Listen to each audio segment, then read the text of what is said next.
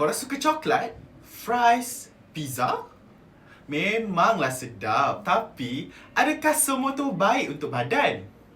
Jom kita tengok mana yang sihat dan mana yang kena hati-hati. Pertama, makanan proses macam sosis, nugget dan kentang goreng sedap. Memang sangat sedap. Tapi banyak bahan pengawet dan pewarna.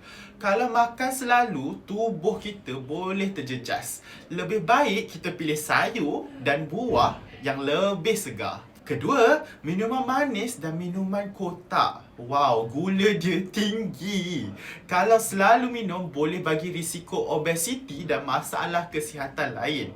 Air kosong dan jus tanpa gula lagi best untuk badan kita. Yang ketiga, makanan segera dan bergoreng. Selalu guna minyak berulang sebab itulah tak sihat. Lebih baik makan makanan rumah yang mama papa masak sendiri. Yang keempat, mi segera dan snack berperisa. Banyak tak MSG dan garam. Kalau terlalu kerak, badan letih dan susah nak fokus. Cuba snack yang lebih sihat macam buah ataupun kacang. Yang kelima, gula-gula dan makanan berwarna cerah. Cantik, tapi pewarna tiruannya boleh kacau otak dan mood.